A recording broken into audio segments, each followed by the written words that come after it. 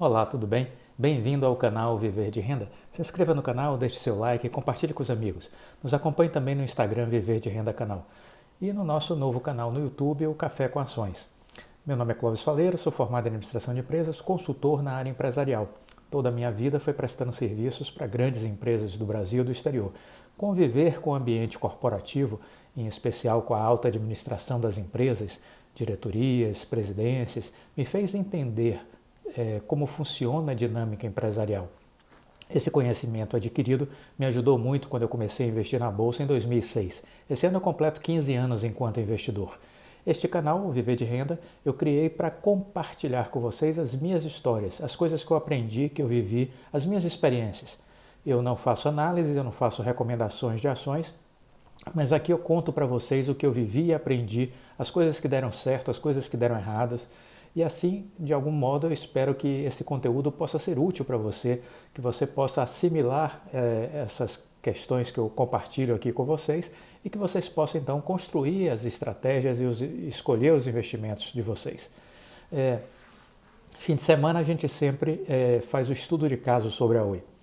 No dia de hoje, no sábado pela manhã, nós vamos começar esse estudo de caso ainda repercutindo algumas perguntas deixadas por pessoas aqui no canal, por pessoas inscritas aqui no canal sobre a Oi. Aqui, para começar, tem um comentário do Guilherme. Ele deixou a seguinte mensagem: eu vejo um otimismo exacerbado sobre a Oi. Muita comparação com outros papéis que explodiram. Só que os outros papéis não passaram por uma época tão conturbada de uma pandemia que afetou o mundo todo, mais grave do que a crise imobiliária dos Estados Unidos em 2008. São tempos muito difíceis, no qual as variantes mais graves de vírus ainda estão surgindo e por isso pode derrubar as bolsas novamente. A Oi tem sim que mostrar balanços positivos e é isso que uma empresa precisa mostrar e convencer o investidor de sua competência. Só falam em saída da recuperação judicial, mas e os balanços? Olha, Guilherme, o que é que eu posso dizer? Cada um acredita no que quer, não é verdade? Cada um chega às suas próprias conclusões e essa é a graça da vida. Você pensa de um jeito, eu penso de outro e as pessoas pensam de cada um da sua forma particular. Essa é a riqueza, a diversidade do pensamento das pessoas. Agora, uma coisa eu acho que todos nós temos que tentar criar vamos dizer assim, um roteiro básico. Ou seja, deixar de achismo e passar a estudar as empresas. Eu acho que é isso que é o fundamental. E óbvio, ter espírito de abertura para entender e assimilar coisas que de repente nunca tinha passado pela sua mente, pela sua cabeça. Espírito de abertura é uma coisa importantíssima. Eu aprendi isso prestando consultoria para um grande empresário, um bilionário que construiu um império aqui no Brasil e ele me dizia isso: meu filho, tenha espírito de abertura. Você não pode se fechar para o outro. Permita que o outro fale, permita que ele expresse a sua opinião e escute, mas escute com profunda reverência ao que ele está dizendo. Aí, a partir disso, você poderá emitir a sua opinião, mas reflita antes de falar. E esse homem, ele faleceu aos 93 anos e me ensinou muita coisa, muita coisa. E uma dessas questões é essa, é você ter esse espírito de abertura, estar aberto a assimilar coisas novas. Então veja, eu resumiria de alguma forma essa resposta para você assim: cada um acredita no que quer, cada um precisa ter a sua estratégia, a estratégia de cada um ela é muito própria. E eu digo assim, qual a melhor estratégia, já que cada um vai ter uma? É a que lhe deixa dormir. Se você consegue dormir de noite tranquilo, essa estratégia está perfeita. Se você fica ansioso, angustiado, com medo de perder dinheiro, então essa estratégia é o caos. Tenha a melhor estratégia possível. Com relação a otimismo, pessimismo, eu acho que isso vai da natureza humana. Cada um reage de um jeito. Eu costumo olhar o copo quando ele está com a metade de água, eu olho para o copo e sempre procuro enxergar a metade cheia e nunca a metade vazia. Isso é uma questão que eu aprendi. Como consultor empresarial, eu jamais poderia ser uma pessoa pessimista, Porque se eu fosse pessimista, eu seria uma pessoa que conduziria as empresas que eu prestava consultoria para derrocada, para destruição. Então o consultor não pode ser pessimista, ele tem que ser otimista. Ele tem que tentar enxergar soluções e não ficar olhando os problemas. Porque quem olha o problema não sai do lugar. Você tem que construir soluções. Foi isso que a vida de consultor me ensinou. Então eu sempre olho a metade cheia do copo. Comparar a Oi, como fizemos no dia de quinta-feira, nós fizemos uma comparação da Oi com algumas ações de empresas que estavam em recuperação judicial.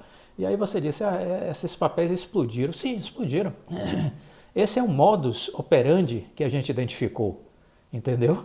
Esse é um comportamento recorrente de todas as empresas que saem da recuperação judicial. Simples assim. A Oi pode repetir? Pode. Pode não repetir? Também pode. Mas qual é o normal? É que aconteça. Entendeu? Porque todas que saem, são poucas que saem, 18%, mas todas que saem conseguem performar bem. E outra coisa, você disse que esses papéis não passaram por uma época tão conturbada. Negativo, saíram na recuperação judicial no ano passado, 2020, em plena pandemia, entendeu? A Eternit ainda está para sair, que eu citei a Eternit como um dos cases, ainda está para sair da recuperação judicial. Então veja, você foi precipitado no seu julgamento. Talvez você não goste da Oi. Se não gostar, paciência, também é um direito que você tem. Você vai escolher as ações que você gosta. Mas veja, mais do que gostar, você precisa estudar. Porque não adianta apenas gostar da ação, gostar da empresa, ou não gostar da ação, não gostar da empresa. É preciso estudar, ver os fundamentos para chegar a uma conclusão efetiva, se vale ou não a pena investir. Com relação à crise da pandemia, você afirmou que ela é mais grave do que a crise imobiliária. Negativo. Aí eu discordo radicalmente. Discordo porque eu vivi, estudei e eu fui apanhado pela crise de 2008. Eu quebrei na bolsa em 2008. E na pandemia eu não quebrei, muito pelo contrário, eu ganhei dinheiro. Então, as crises são totalmente diferentes. A da pandemia é muito inferior à crise de 2008. A crise de 2008 ela aconteceu dentro do sistema financeiro internacional. Ela quase destruiu, foi uma bomba nuclear no sistema financeiro internacional. A pandemia não. A pandemia afetou sobretudo as micro, pequenas e médias empresas. As grandes empresas foram socorridas pelos governos, tal qual em 2008, porque o receituário utilizado pelos bancos centrais na crise da Covid é o mesmo adotado em 2008. O mesmo. Trilhões de dólares derramados. Socorro às grandes empresas de aviação, por exemplo, senão todas estariam falindo. Entendeu? Então, as dinâmicas para consertar o problema da economia mundial é o repeteco do que a gente viu em 2008, com menor intensidade. Porque naquela época tiveram que se salvar quase todos os bancos do mundo, senão todos os bancos teriam quebrado. Entendeu? Aqui no Brasil a gente não viveu muito essa experiência bancária, mas a Alemanha, a Europa como um todo, os bancos iam falir, os Estados Unidos, os bancos como um todo iam quebrar, entendeu? E foi uma injeção de dinheiro na veia dos grandes bancos, das seguradoras, né? A IG ia quebrar e por aí vai. Então a crise de 2008, isso eu te falo assim porque eu estudei muito e eu vivi ela, eu fui vítima da crise de 2008, porque eu quebrei na bolsa. Então eu posso te falar com muita precisão o que eu estou lhe dizendo. A crise de 2008 foi muito mais grave do que a pandemia do coronavírus. E é como eu te falei, a crise de 2008 eu quebrei, na pandemia eu ganhei dinheiro, entendeu? Então, duas dinâmicas totalmente diferentes. Temos que estar atentos, estou preocupado com essa aceleração dos ativos de criptomoedas. Isso pode ser uma crise em um tempo futuro semelhante à de 2008, se esses criptoativos forem empacotados dentro de carteiras de ações, dentro de outros produtos de fundos multimercados, entendeu? Que foi assim que aconteceu com o subprime, né? Hipotecas foram lançadas dentro de fundos de investimentos, fundos multimercados, fundos de ações e as hipotecas estavam ali.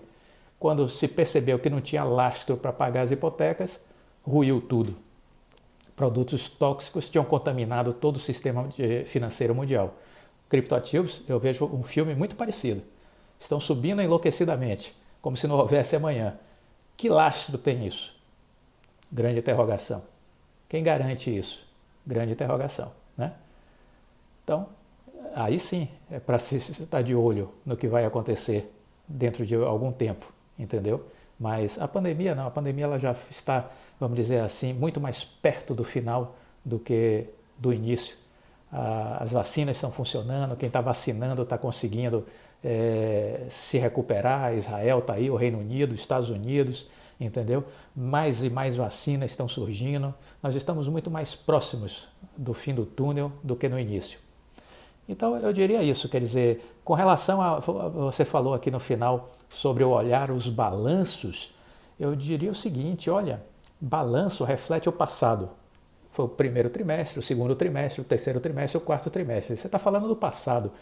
Viver de passado é museu que vive, entendeu? Eu preciso olhar o balanço? Claro, mas se a Oi é uma empresa em recuperação judicial que caminhava para falência, o que é que eu posso esperar dos balanços da Oi? Praticamente nada. Se ela ia falir. Então, olhar o balanço da Oi é miopia. Eu vou olhar o balanço de uma empresa que ia falir? Não faz sentido. Não faz sentido. Aquele modelo estava condenado à morte. Aquele modelo de telefonia celular, telefonia fixa e banda larga, que era a Oi, aquele modelo estava condenado à morte. O presidente disse isso. Então, como é que eu vou perder tempo olhando o balanço? É uma informação secundária. Aprendam isso. Todo mundo tem que entender isso. Olhar balanço de uma empresa em recuperação judicial, em crise financeira, é olhar o passado. E se a empresa do futuro não vai ter nada a ver com essa empresa do passado, o balanço não me diz nada, praticamente. O que eu preciso ver? Eu preciso ver em que essa empresa está se transformando. Era uma lagarta, ela vai se transformar numa borboleta. Como é que é essa borboleta? É isso que eu tenho que olhar. Então eu tenho que olhar para o futuro, sim. Eu esqueço o passado. O passado é de uma empresa condenada à morte. Eu preciso olhar o futuro. Aí eu preciso entender para onde ela está indo, se ela vai conseguir chegar. Uma empresa que está se associando ao BTG Pactual, que vai botar entre 24 e 29 bilhões de reais numa área da empresa que é a Infraco, você ainda tem dúvida de para onde vai essa empresa? Desculpa. Vamos estudar, porque não há o menor sentido em ter dúvida sobre isso. Aí você pode dizer, não, eu não gosto da Oi. Bom, aí é beleza. Concordo com você, cada um escolhe o que gosta. Agora, ainda duvidar, aí você vai esperar o quê? A Oi chegar a 30 reais, 40 reais para acreditar? Isso não faz sentido. Nunca compre a Oi, então, nunca compre, porque quem não quiser comprar agora, vai comprar quando? Quando ela tiver 20 reais, 30 reais? Não vi sentido, não vi a lógica disso. Entendeu? Não vi a lógica. Tem que comprar agora que está na bacia das almas. Esse é o momento. Esse é o momento. Então, sim, temos que falar de saída de recuperação judicial. Sim, temos que falar do futuro e não ficar olhando para o passado. Olhar para o passado não vai nos levar para lugar nenhum. É um equívoco, um erro crasso olhar o passado. O passado, nesse caso, não vai nos dizer nada. Apenas que essa empresa estava falida. Só isso. Acabou. Mas isso o presidente já disse, não sou eu que estou dizendo não. O CEO da empresa já falou, Rodrigo Abreu. Então, fundamental. Fundamental é olhar o futuro, para onde essa empresa está indo. Faz sentido o seu planejamento estratégico, o seu rumo está na direção certa, é isso que a gente tem que olhar. Ela vai conseguir sanear suas dívidas? Vai, está vendendo os ativos? E a área que ela está entrando é promissora? Claro, nada no mundo existe sem fibra ótica. Internet virou artigo de primeira necessidade. Com a pandemia, reforçou mais ainda. Com a pandemia, a equipe da Oi está na rua, porque foi considerado serviço de primeira necessidade. A equipe da Oi saiu de 900 mil clientes e terminou o ano passado com 2 milhões e 100 mil clientes. Como assim? Tem resultado. A empresa do futuro está mostrando resultado. A área de cibersegurança da empresa cresceu 212%. A Oi Soluções faturou R$1 bilhão no ano passado.